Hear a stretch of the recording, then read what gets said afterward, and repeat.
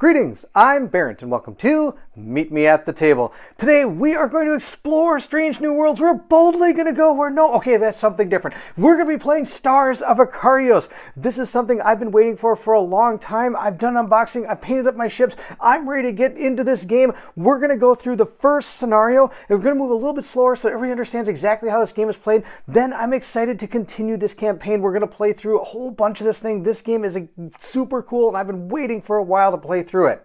In this video, we'll be playing through the first scenario in this book using two pilots. These two pilots were chosen by my Patreons. If you're interested in making decisions that will affect our gameplay, please feel free to join the Patreon. The link is in the description below.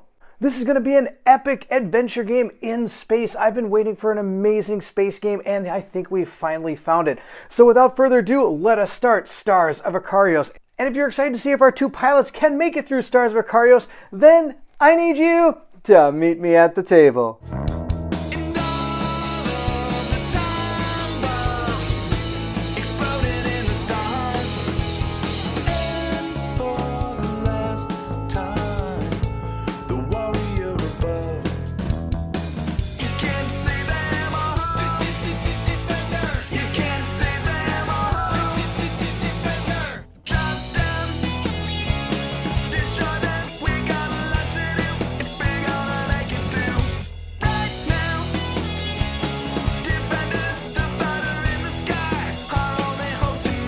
When beginning our campaign, we are going to grab our Sparrow game tray box here. This is going to have our Sparrow on it. It's basically our mothership for our crew. On top of that, there's a D6 here, and we'll see how that plays into effect. We also have our trauma cards. These are bad news. You do not want to have to draw a trauma. There are going to be things that are going to affect your pilot if they gain too much stress. On top of that, underneath here, it's able to hold all of the different cubes we're going to need for our game. I'm going to grab out 3 of these cubes right now because we're going to need them as we begin this first prelude mission. They're going to go into our Sparrow's slots. We're going to put this down right here. Do notice there's a thing up here that shows what this is immune to, which is pretty much everything. We'll discuss some of those as we play through our game. According to our setup, we're going to put 5 supply on our ship. Our time track is going to be at 1 and our health is at 1. It doesn't actually mention anything about the time track or the health at the beginning of setting up a campaign, but I just want to have them there so if we do need them for our mission, they're ready to go. On top of that, we're going to grab our our squad progression sheet here. This is not our character progression, it's our squad. So it's going to have things like our pilots we're going to place down, our squad name, which I would love some help. If you have some great names for a squad of fighters, please let me know in the description of this video, or in the comment section, Please make a great comment to tell me what you think our squad name should be. On top of that, it'll show us different objectives that we've gotten and able to cross off as we've played through the prologue, the first, second, and third act. They're all on here. Plus, we also have some cycles as well. Not sure what those are. We shall see how it goes as we play through this. Down here, we also have establishment and sparks, so we might be able to gain some of these things too as we play through it, because you're going to not only be doing space combat, you're going to be doing space exploration, and you're going to be doing planet exploration. So there's lots of cool things going on inside this game. Next, we're going to set up our galaxy map. Right now, our galaxy map consists of only one card. It's our Start Here card. We're going to flip this over. This is going to show us where we are. We're going to be placing our Sparrow on top of it. I'm not actually going to do this because I'm probably going to be moving this around, but you're going to see a lot of the Sparrow pretty soon. This is going to be something we can discover, and this is going to be something we can explore. So as we play through this game, this space exploration has become bigger, and it's going to be pretty sweet. Now, with our ship on there, we're also, our card exposed, and our ship should be on there. We're also going to grab all of the cards associated with the sector when it comes to our events. They're right here. There's a couple of them in here. I don't want to know what they are, so I've actually put a cover over them. It's actually the sleeves that I use for this game. So if anybody's wondering what sleeves are on any of the cards that I use out here that are kind of bigger, it is these right here. It's these Mayday sleeves. I use these. You can take a look at them by probably just pausing the video and taking a look. But those I've put on all the different cards that we're going to be shuffling that are that size. They're a little bit different than any of the other normal size card sleeves that I use for a lot of the other games. So thought you might want to know what those are. With our Sparrow and our space system all set up, we're ready to move into our heroes. The first pilot we are going to meet is going to be Violet Ray. This is, again, chosen by our Patreons. They've decided we should be Violet Ray, which is fantastic. I have our miniature for Violet Ray painted up right here. It is this green-looking character. It's pretty sweet-looking. It's got some red in there as well. Pretty cool-looking miniature. We're going to stick it right there. Then on top of that, we're going to choose the ship it gets to fly in. I have chosen this ship right here. This is going to be our Invictus. Down here, it shows what type of ship it is. It's a Scout Heavy, and it has 4 shields and 4 health. I'm going to place that back down there because then we're going to place our ship there. Here's our ship. I paint up with these really cool new little paints I've got. These turbo shift type paints. So it's like, got this really cool metallic purple look to it, which is pretty sweet. And some orange. And I've also placed a little figure token right there to show that that is her. Or him. We're going to place that back down there and gather up the rest of the stuff. We're going to take 3 cubes. We're going to take a stress cube and put it at 1. Then both our shields and our hull will be placed at 4. Those will be moving around based on if we get attacked or not, which is pretty bad and pretty good. We also have a pilot ability. Everybody does start with their first pilot ability. This one's is proximity exploit. It's going to have 3 supply, which we'll be placing down cubes onto our board to signify that. It is going to be able to do +1 damage, which is what this means, whenever this character attacks with advantage. And to do that, I'm going to have to just spend a supply. I don't have to use any type of dice. If you notice down here, these basic actions all have to do with certain dice placement. That's one of the cool things about this game. It's a dice placement game. I have some dice right here. I'm going to just show you really quick what all the different sides are. We have a movement, an attack, we have a wild, and then we have this stress die. So you can place these down and be able to perform basic actions, or of course any upgrades you have that you saw in engines and weapons as we were able to get them. This right here is a rotate action. I can use any type of die to do that, a movement or an attack, or I can use the wild die, of course, to do it, or you can also use a stress die to do it. The stress die is also considered a wild die. If you want to ever perform this move, again, placing a movement die there will allow you to do that, or a wild or a stress die as well. Being able to have 2 separated like that means you can do that a number of times equal to the amount of slots shown on the card or this board. You can use this movement as well for the same type of dice. This right here is an attack. If you notice, it has this type of attack pattern. That does not mean you hit everything in that pattern, which would be really sweet. Sorry, that's not how it works.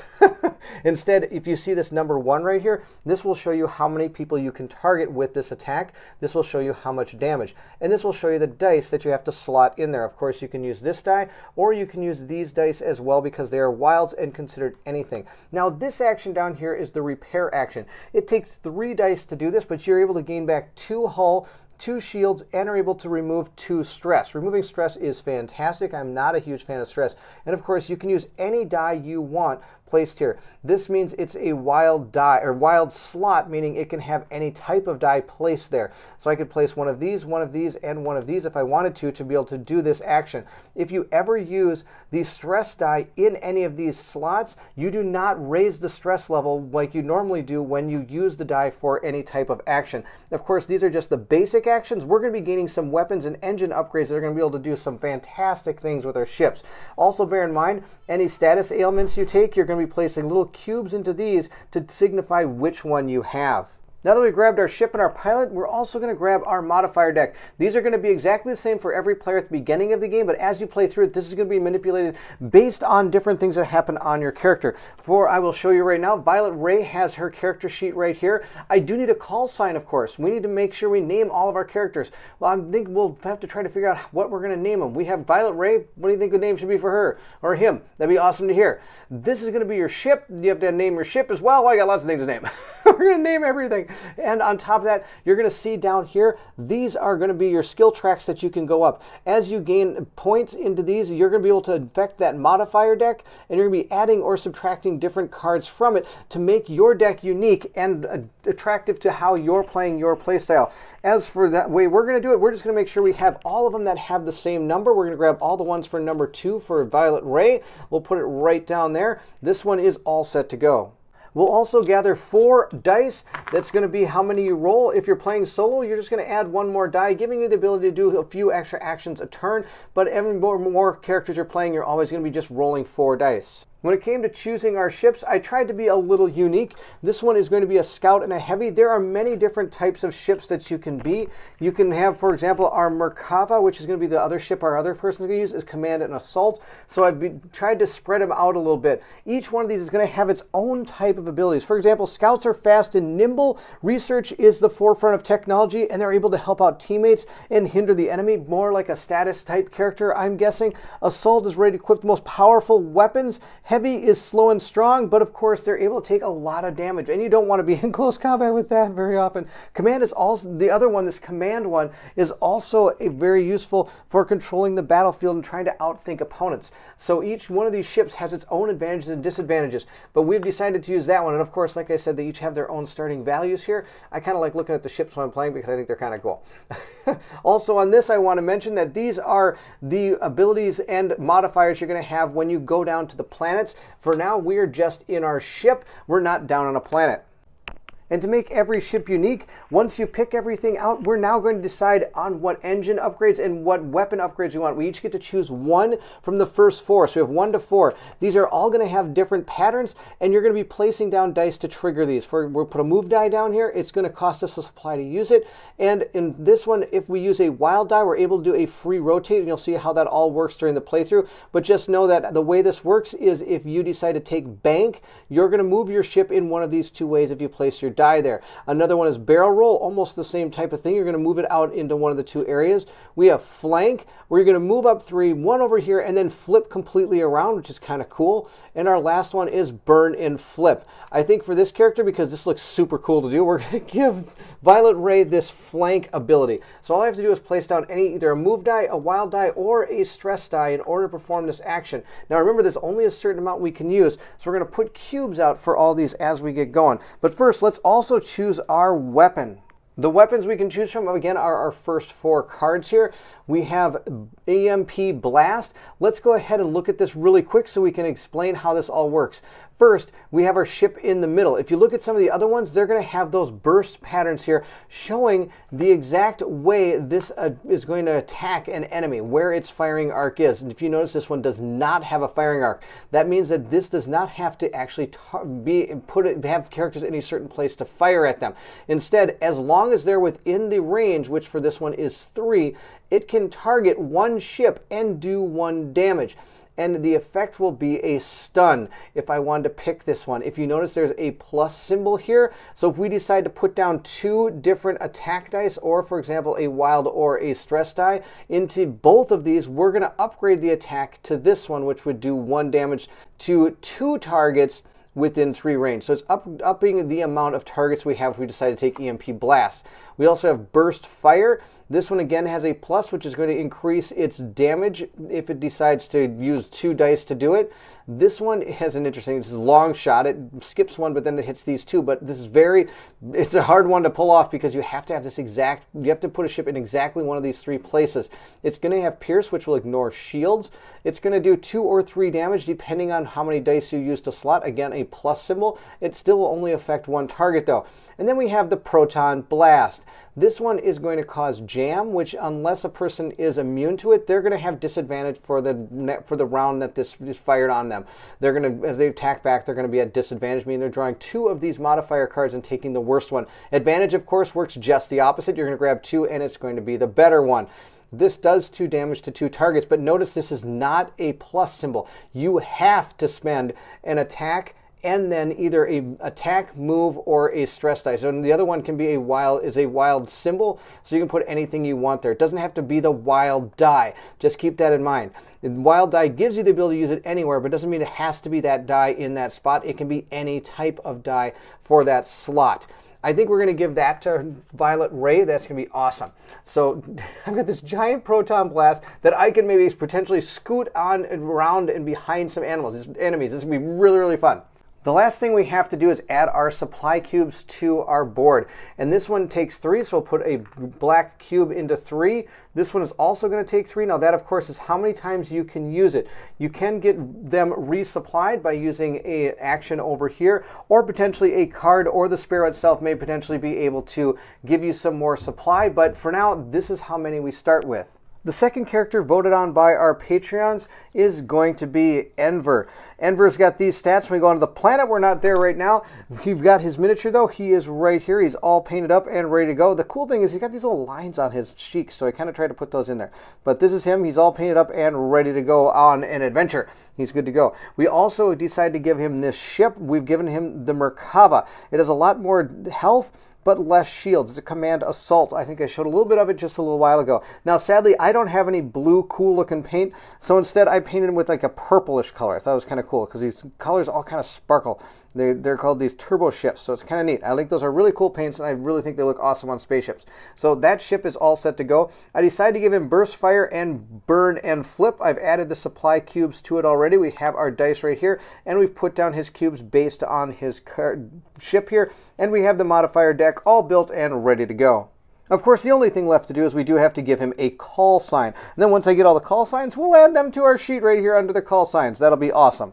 With our Sparrow ready, our two characters, Violet Ray and Enver, ready to go, it's time to jump into the mission. Our first mission is our training mission. Our objective is to eliminate all enemy ships before they destroy the satellite. Let's read all of the neat, awesome text that goes along with this story. Of course, this game does have an app that has a fully voiced story component.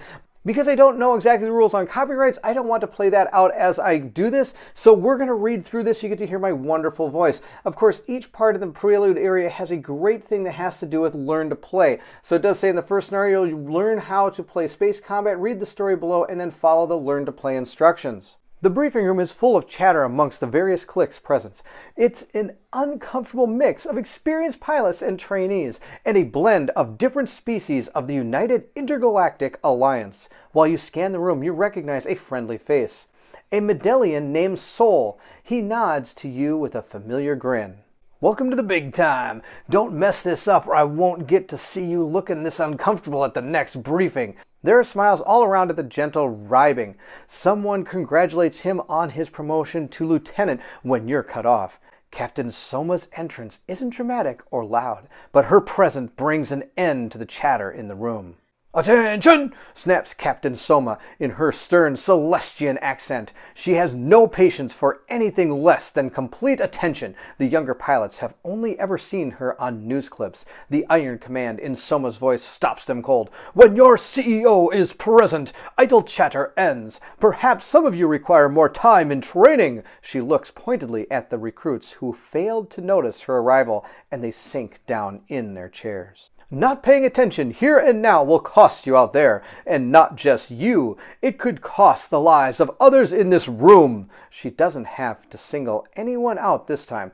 I expect conduct that is appropriate of a graduate going forward. You know what it means to be an Akarios Institute graduate, don't you? Yes, Commander, the room replies as one. The best of the best, Soma comments as she turns to the board, the slightest hint of a smile at the corner of her mouth.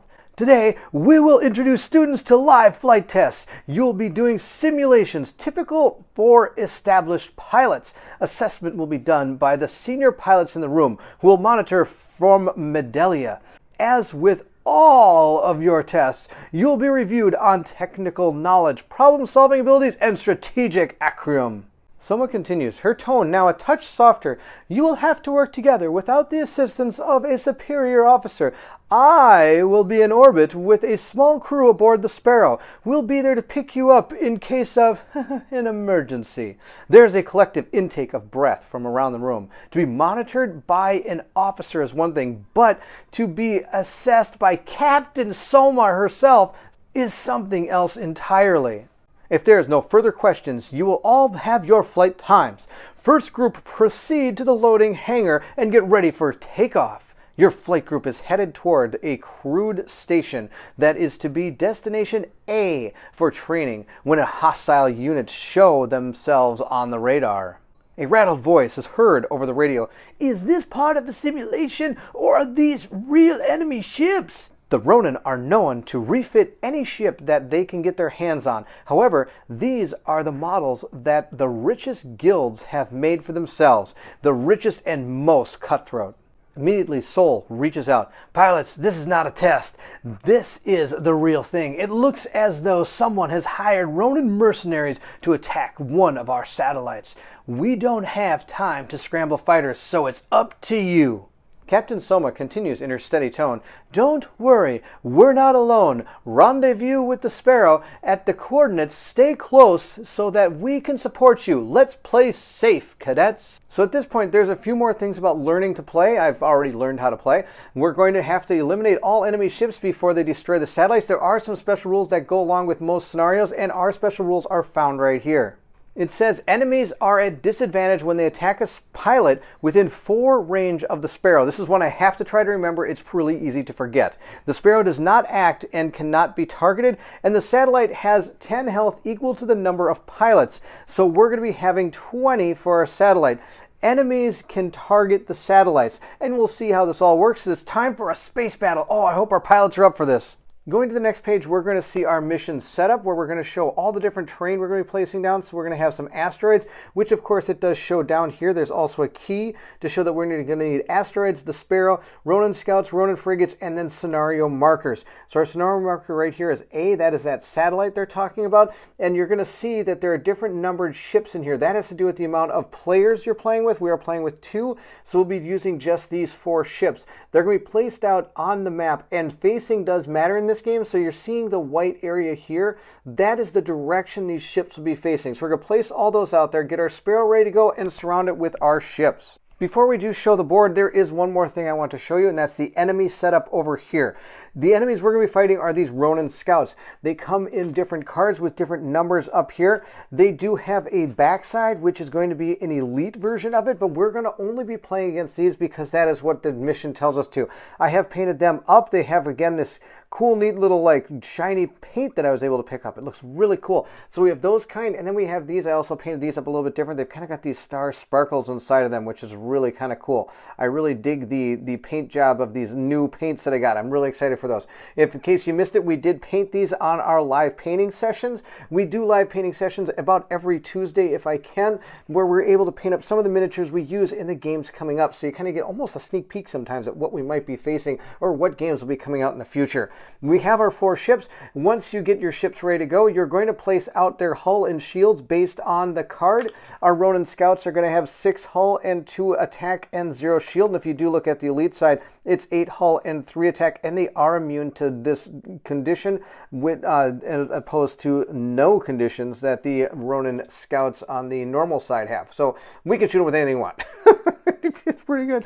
They also have the same status track that our ships do, and there's, I think, 8 of these, so you can have an immense amount of ships out there at some point. Of course, the more players you have, usually the more ships there are. With 2, we'll be facing these 4. They come with a deck of enemies cards, and these are all going to be different tactics that these enemies are going to use. We'll see how that goes. Of course, they have a modifier deck as well. It is the same deck as ours at the beginning, and theirs I don't think changes much unless the scenario tells you to change it. Ours will be changing based on, of course, some of the choices we make in the game. Let's place our ships down, get everything ready to go, and start taking on these Ronin scouts. Our ships are placed here, and there's the enemy scouts. This is going to be really super cool. Of course, we do have our satellite right there. When you place your ships, from what I understand, you can start them in any facing you want. But during the game, they're going to, of course, be flying all over here, and things are going to take place that are it's going to be awesome. Let's check out our guide to show us how to go through each turn. We have different phases of the game. There are a total of 3. The first phase here is our pilot actions. We're first going to increase our shields by 1. We do have recharging shields. The enemies do not have recharging shields, unless, of course, the mission tells you this. These do not have any shields to begin with. Anyway, then we're going to roll all of our action dice. We're going to assign the action dice. We're going to lower any supplies and perform actions according to our dice and where we decide to place them. Then we're going to update any combat effects that will have taken place during our pilot actions, and then we'll move to our enemy turn. So let's go roll some dice. We'll be rolling Violet Ray's dice first. A lot of movement and 1 wild die. Okay, hopefully that will work for us. Next, we'll roll up Enver's dice. Enver's got a wild symbol, a lot of combat dice, and 1 movement die. Players can perform actions in any order they want to and can stop their actions, and other people can take actions as they go. The cool thing about this game is it can be played simultaneously as well, as long as you're not moving through the same area or attacking the same type of character, and as long as you're not interfering with what each other would be doing, which is really super cool. For Enver, we're just going to start with him since it says solo. I have to kind of do everything together. We're going to place one of our movement dice over here to give us this 3-speed movement here. And that's going to allow our ship to move 1, 2, 3 spaces just like that. The next thing I'm going to do is I'm going to use my burst fire card right here. If we look at the targeting pattern, it's going to go 2 out from us here, 2 here, and 2 here. So we do have an enemy in the burst fire area. It's going to cost us 1 supply, so we'll knock that down. It's going to cost me 1 die to be able to shoot for 2 damage against 2 targets, or I could use any die I want to be able to attack for 3 damage and be able to target 2 people. Now I know I could target 2 people and there aren't any here, but sometimes it's great to just do some massive damage. Having placed both our dice down there, we will lower our supply. Once that's done, we are now going to do 3 damage to this enemy. Of course, we do have to draw a modifier card. We're not gaining any type of advantage against this unless, of course, I want to pay 1 supply for my sim pack. Notice it only costs resources in order to do it. I don't have to place any dice. We're going to drop that down. At this point, we are attacking with advantage, so we get to draw 2 cards and take whichever one we want. We have a -2. Guess who's not taking that? That's going to be me. And we got a +0. So we're going to take the +0. It's kind of funny when you're super excited for a +0 because you just drew a -2. So we're going to do the 3 damage to that Ronin Scout. That is Ronin Scout 1, so he's going to take 3, 1, 2, 3, bringing it down to 3. At this point, I have a wild die left, so I could use it to potentially move, or I could use it to attack again with this basic attack, which only targets 1 person and only does 1 damage, but hey, that might be worth it. So we are only going to do 1. Now our stim packs over here that we used, 1, you can only use each one of these things once per turn. I can't just keep using my stim pack over and over during the turn. And this advantage only works against the first attack. So if I were to make 2 attacks against these guys with the targeting 2 people, the checkmark advantage symbol here, the rule for it, actually states that this gains advantage on the ship's next attack for the first target only. So it would have only affected the first one. Of course, there was only 1, but I just want people to understand that. So we'll draw our modifier card. We got +1. That's fantastic. So we did 2 more damage. Of course, that brings him down to 1. We're so close, but we just couldn't take him out. With our next character, we have a ton of movement potential here. We could potentially move 1 and move over here, move 1, 2, 3, and then move 1 and over here and fire with my last attack, killing that Ronin Scout. That's a possibility. I think that might be what we do. There's also plans. We could use our flank maneuver, 1, 2, 3, and then move 1 over here and turn and be that way, which probably wouldn't be good, but I could go 1, 2, 3 first, then 1, 2, 3, move over here and be facing that way, or I could be facing this way. There's a lot of super cool movement in this game that you can do. It's really kind of fun. I do have 3 movement dice here though, so what we are going to do is we are just going to do some basic moving because I think it's going to be best to take out that Ronin Scout. So unless things go terribly wrong for us, I'm going to place 2 movement dice here and 1 movement dice here and make my move. And that is going to allow us to go 1 forward, then 1 this way. Then we're going to do the 1 that does 1, 2, 3. The final one is going to make us move 1 this way and then move 1 that way. At this point, I can now spend my wild die that I have on that single basic attack that we used again, the same one that this one did. So it's only do 1 damage. And this does hit our firing arc. The person we're firing at is actually in that space right there. So we're going to flip over our modifier card. We got a 0. That's exactly what I needed because now that's going to do us 1 damage to the enemy. That 1 damage will bring this to 0. So we were able to take out this Ronin Scout. He's going to go back on his card right there and show that he has been removed. It's time for the Ronin Scouts to make their move. Let's see how they do. Their deck is right here. We're going to draw a card from there and do what it says on the card. If you notice this number right down here at the bottom, that's the order in which multiple different units would be going and in what order you do. So if we look at our card, we're going to see that during the enemy phase, we are going to draw a card from each enemy combat deck, determine enemy order, and perform enemy combat actions. And then, of course, we'll update our combat effects. There were no effects up here to update, but and there are not going to be probably any for this either. We'll see how this goes. So we're going to flip over this card, and since there's only Ronin Scouts, they're going to be the ones activating. If we look at our card, here's how it's going to go. We are going to see a bunch of stuff on here. This is the type of movement it's going to do. This is the type of damage or attack it's going to do, the damage modifier that it's going to do, and what it could possibly do to us.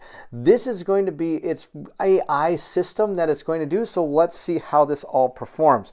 We'll start by having any elites from this class of ship go first. There aren't any, so then we'll just start with this scout right here, number 2, and we'll follow what it says. Number 2 is all the way up here. We'll see who this is targeting. It is going to target the closest thing that it can shoot. 1, 2, 3, 4, 5, or 1, 2, 3, 4, 5, 6. My ship is over here. It is going to target the satellite. That is its plan. So we'll start at the bottom here, and first it's going to rotate to see if it has an ability to fire at something. So it's either going to rotate this way or this way. Either way, it's going to be equally able to get it by being somewhere within its front arc here. We're then going to move. It's going to, then it's going to fire. It can't actually hit anything because its attack area here is not in range of anything it wants to hit. So instead, we're going to follow this path here. It did not attack. Did it attack? No. So it's now going to move 1, 2, and it's going to run right into this person. In space, you can move through things, but you can never land on top of any other ships. You can move into asteroid fields and nebulas. That's not good for you. Asteroid fields means you're going to lose 1 hull. Nebula means you're going to lose 1 shield. And if you don't have any shields, you're going to get stunned, which is even worse than having no shields. At this point, we have moved. Now it's going to rotate again to hopefully get something in its firing arc. So we're going to rotate it that way. We're going to see if its firing pattern works. It only is going to be able to hit the 2 squares ahead of it and the 2 squares on the side. Enemies do not hit themselves, and our pilots will not be able to hit themselves either, unless, of course, that's what you want to do with your ability. That's the end of number 2's turn. It didn't actually fire. There was nothing to actually have it hit. Moving over to number 3, it could stay where it is. It's going to hit these 2 squares, and these 2 squares, so it can't. Let's see if we rotate it. Could it still? It's still not going to hit anything. So it's going to stay just like this and move 1, 2, 3 again. Its target is this. That's the closest thing to it. It cannot target my Sparrow. That was also in the rules. Then it's going to rotate.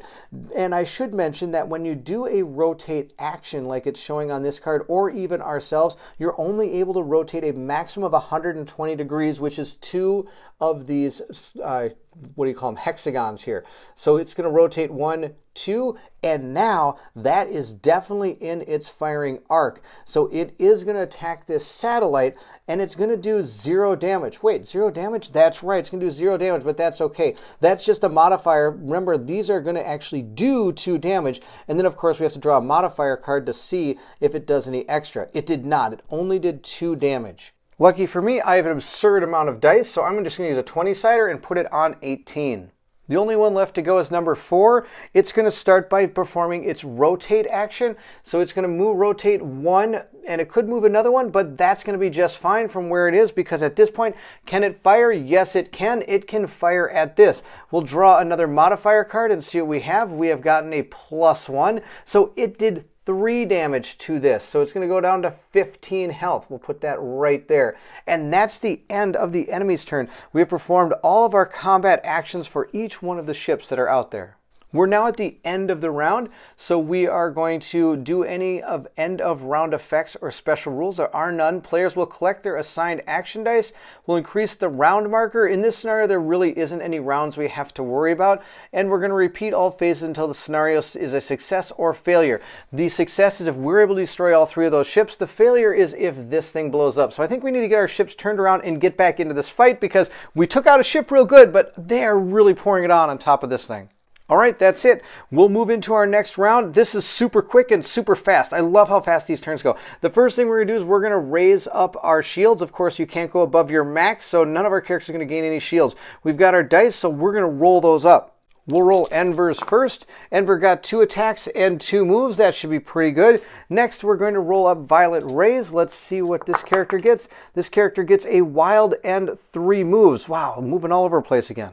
Violet Ray is going to use 2 movement, 1 to do flank and 1 to rotate. This is going to be super cool. I can hardly wait to show you how this works. Actually, I think I'm going to use another one to move like this as well. So I'm going to use all 3 of my movement dice to actually move. If you notice this symbol right here, this is a stress die. We haven't rolled any yet, which is pretty funny. But if you do use a stress die as a part of your movement, you can do a free rotate either before or after you do the movement. Of course, whenever you take stress, you do have to move up this marker as well. And you don't want to, because the farther up it goes, you could potentially gain some miss cards into your deck, or you're going to be starting to draw trauma cards, which will make it pretty tough for you to do stuff because they're all over the place on what those cards actually do. So we're going to go ahead and move our character.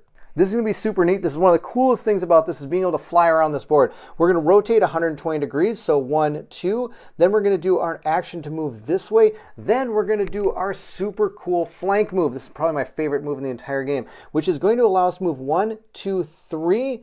And then we're going, not after we move the 3, we're going to move this way and then this way and spin our ship completely around. So we're now in the back part of this ship. And if ever you attack something inside of the enemy's backside, you're going to gain advantage on the attack. Of course, they can do that to you as well. The way that the back attack kind of works to be able to get your advantage is if you kind of take these 2 squares on the outside of it and fan it out in a straight line. Anything behind it attacking is going to get advantage on that attack because you'll be attacking the back part of this ship. So positioning in this game can be pretty cool. I am going to use my supply, which I should have lowered before I did the move, but it was just easier for camera purpose to do that. I have 1 left. I am going to do this attack, and it's going to do 1 damage, and it is in my firing arc. On top of that, I'm going to also use my pilot ability. It states here that I have proximity exploit. I'm going to do +1 damage when I have advantage. So I'm going to lower that to give myself +1 damage for this attack. So we are now doing 2 damage targeting 1 person. Let's flip over our 2 modifier cards and see what we get. We get a ×2. I don't think we need to do much more than that, but that's okay. We got a ×2. We did 2 damage, so that's going to be a total of 4 damage to our scout. Scout number 4 is going to take 1, 2, 3, 4 down to 2 damage. Now that that action is complete, since we did draw our ×2 with the shuffle symbol down here, we're going to shuffle up our entire modifier deck. We're going to give it a good old truffle shuffle here and get it ready for the next turn. I do want you to be aware, though, whenever you do add a card to this deck, you're going to shuffle up your modifier deck. For example, if you ever have to add a miss card in because you gain too much stress, or somebody's able to bolster you, giving you another ×2, you take your discard and your deck and you shuffle it all back together with those new cards. I've gotten a super amazing plan here to do with Enver. Enver is going to do 2 of these banking maneuvers, and then I'm going to use my 2 attack dice to fire off my burst fire. Let me show you how this is all going to transpire on the board. Again, super cool to be able to place out dice and move these guys around. So instead of doing a whip around move just to turn myself, I'm going to move 1, 2, 1, 2, and now look at that. I am behind both of these ships, and my burst fire is going to go off. It's going to fire it here, here, and here, and I'm using it at my most powerful point here, so I'm going to be able to do 3 damage to 2 targets. So it is going to fire off on both of those targets. This will use the last of my supply. I can no longer use burst fire to be able to take out any of these ships. You are going to draw different modifier cards for each attack you make. So the first one we're going to attack number 2. We're going to get either +1 or -1. I'm going to take the +1, which is going to give us a total of 4 damage against that one, which is number 2. Number 4, we're going to be able to, ×2. That's so good. Doesn't even matter what this card is. Well, miss, I'm not going to take you. Miss card can go away. I'm going to shuffle all this back together. But we're going to be doing, oh my gosh, 4 to one and 6 to the other one. Unbelievable. I'm super glad we did all this damage. I can't complain too much, except that we actually shot the wrong ships. This one's taking 6. It only had 2 damage left to begin with anyway. So number 4 is going to be dead. Number 2, though, is going to take 4. 1, 2, 3, 4 down to 2 hull. That is going to be the end of our turn, so we're going to draw our next enemy combat card. I do want to mention that this did do slow, but the satellite isn't going to be able to take any status effects, because it's not moving, it's not attacking, it's not doing anything. So it's not going to worry about that. But we're going to draw our next card and see what these enemies are going to do this time. These enemies are going to, oh my gosh, what's this? This is going to just move forward 1. It's going to do this kind of attack pattern. All right, this is going to be interesting. So the first thing it's going to do is move. All right, we're going to move, and then we're going to rotate if we need to, and then we're going to make our attack, which is going to go in a straight line here, doing no extra damage. It's going to be able to target one person, and it is going to cause hull breach, which is super bad. If the target is dealt this kind of damage, it's going to receive 1 hull damage at the beginning of each of their action phases. Remove hull breach when the target card is repaired. So I don't know what we're going to do about this. The interesting thing about this is these effects will not affect you if the enemy misses. But if you reduce its damage to 0, it will still affect you. So let's go let's move these ships around and see what happens. We will be starting with number 2 and then be going to number 3. Number 2 is going to choose a target. 1, 2. It is 2 away from this target. 1, 2, 3, and 1, 2, 3. So the target is that. But according to this thing, it's going to move first. Most of the time, I've only ever seen him turn first, according to the last card. But this one's going to have it move first. So it's going to move first. Now, it's going to rotate. And it's going to rotate towards a target, which is going to actually be this one, because it can't actually hit anybody else. So it is going to make a rotate this one. And it's going to fire straight into that character with its attack. Look at this. Boom, boom, boom, boom, boom, boom. Straight in there. It's going to hit me. It's going to do 0 damage. But remember, I do have to take 2 because the scouts do 2 damage. Let's take out their modifier. Oh my gosh! I can't believe it. It got a miss. That's absolutely stellar. And since that's the end of its action, I can't believe I got that lucky. We're going to take the modifier deck and we're going to give it again a good old truffle shuffle here and hopefully put that miss right back on top. At least that's the hope. We'll see how it all transpires here. Oh, what's the chance of that? I guess 1 in 40, huh? I think there's 40 cards in this deck. I don't actually know. All right, we'll put the modifier deck all back together like this, and we'll put it down, and now we're going to go on to number 3. Number 3 is going to move. It can't move because it can't move right onto this thing, from what I understand. It can move through this, but I don't think it can move onto it. Then it's going to rotate. Its rotate is going to be to fire at this thing, so it is going to attack, and it's going to do its modifier card of +0. So it's going to do another 2 damage, bringing this thing down to 13 points of damage. Oh my gosh, we're getting out of this thing pretty easily here. This is super cool. I can't believe that attack missed. That was so awesome. We don't have any effects or anything we have to do. There's no time counter to turn down. We're just going to go right into our roll the dice phase because I don't even have to raise anybody's shields. We haven't even been hit. This is out of control. And look at this, more movement and some more firing. That's going to be for Violet Ray. And for Enver here, Enver is going to roll his dice. And we actually finally got a stress dice. You can actually see what one of those things do. We didn't get any stress dice till right now. Enver's going to gain these dice here to be able to use on his turn. If we look at this attack pattern right here, we're going to place one of our dice there onto it, and we're going to be able to attack number 2. I'll show you right there where I get to go 3 and 2 and 2. If you look here, it will target all 3 of these squares, these 2 squares, and these 2 squares. So we are in its flank, in its backside here, so we do get advantage. So I get to draw 2 modifier cards and take the one I want. The first one is a -1. We don't want that one. Let's see what the second one is. It is +0. We'll take that. It's only going to do 1 damage, leaving our scout with only 1 health, but that's going to be just fine. We've got some tricks up our sleeve. The next thing we're going to do is place a wild die or a stress die right there. We're going to lower our supply and raise our stress. If you do notice in these stress boxes here, 3, 5, 7, and then there's also one at 10, there's little boxes around those numbers. That's where we reach certain stress points. At 3, we take a miss card. At 5, you take another miss card. And then like I said earlier, at 7 and 10, you're going to gain some trauma cards.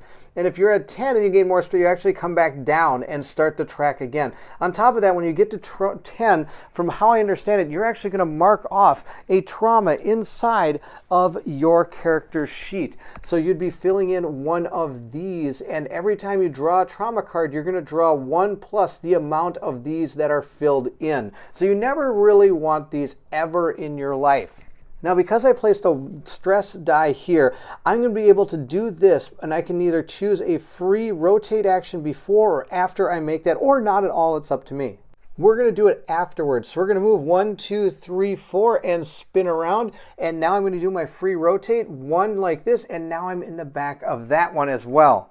Now, sadly, I can't do this attack anymore. I am out of supply. And this one is a plus. It's able to upgrade this attack. I can't do the attack twice. So I do have a couple dice here. They're just going to be, I guess, ready for next turn. I could move if I wish, but I think I'm right where I want to be for the next turn when we actually make some awesome attacks. So I'm like right in that guy's back, and I think that's going to be fantastic. Remember, during your turn, you do not have to use all your dice, and I don't have a way of doing that. Violet Ray is going to use a couple attack dice here. We're going to use one attack dice and a move die in order to take advantage of our Proton Blast. This is going to be able to target 2 individuals and do 2 damage. It's going to cost me 1 supply, so we'll knock down that supply, and we'll see who we're going to be able to target. I think we're going to get everybody.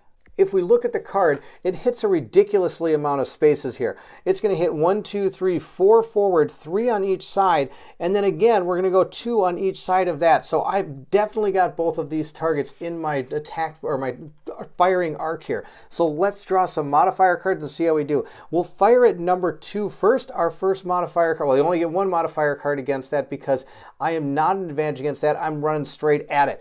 We get +1. That's fantastic. That's going to be way more than enough to take it out. That only had 1 health left, so 2 is done. We'll take we're going to now fire at 3. Here's my modifier card. I am in the back, so I get to add 2 of these, or I should say I gain advantage. And I'm actually going to use my last proximity to do an extra point of damage to that number 1. Let's see what else we get. A -1. Well, it counterbalanced itself. So we're going to do only 2 damage to number 3. We'll lower it to 4 health left, or I guess I should say hull left. Just to show you where we're at here, I did use that proximity, so I had to drop that down. It's only got 1 left. This I had to use as well. It started with 3. I went down to 2. We did that earlier. Remember, you do have to use both dice when you fire this off. It's not a plus or an and do it again. This one we are going to spend here. We're going to make a basic attack targeting number 3 now. We are still at advantage. Now, I can't use this again because I can only use that once per turn. We either are going to do 1 damage or we're going to do no damage. I'll take the 1 damage. We're bringing that scout down to 3. I still have, again, 1 more dice left. I don't think I'm going to use it because any of the movement I make is not anything I want to do. Before we draw our card, this does have an effect called Radar or Jam. What that is going to do is the target is going to have disadvantage in all of their attacks until the end of the next action phase. To signify that, we're going to take a red cube and put it here so we can remember. Even though I do put cubes on this board, I guarantee you I'll still probably forget every once in a while. We're going to grab our next card and see what they do. This one is going to attack, rotate, move, rotate, and attack. Oh my gosh. Okay. So it's going to attack first. So it's going to attack the satellite. Then it's going to rotate to not going to rotate. Then it's going to move. Then it's going to rotate. And okay, this is going to be something else. Let's go take this on. So, of course, the target is still going to be this thing because it's right in front of it. So it is going to attack. It's at disadvantage, so we're going to draw 2 modifier cards. The first one is 0. The second one is +1. We'll take the 0, meaning it is going to do another 2 points of damage. Just goes down to 11. At that point, it is now going to rotate. It has no place to rotate because it's aiming right at its target. We're then going to move, which is going to be move forward 2, 3. So 1, 2, 3. It's right there. And at this point, it's now going to rotate 1, 2, back around, and it's going to fire again. And it does have a +0 modifier here, so it is only going to be doing 2 points of damage. But again, disadvantage for this whole turn. So we're going to get either a miss, which I think is going to be its deal, or +1. So it's going to miss the target this time. With that scout's turn complete, we are again going to go into our next round. I don't have any shields to regenerate, so we're going to roll some action dice and have some fun.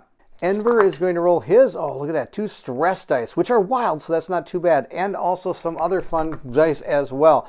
We're going to now roll for Violet Ray. Violet Ray, hopefully, will get some pretty good things here. A lot of movement, and then we'll probably use that to attack.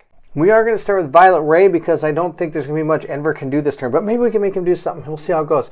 I'm going to have her move, or him move with this maneuver here. Then I'm going to use my stress die to act as my attack die, and then I'm going to use the move die to give myself the other die I need in order to fire off our Proton Blast.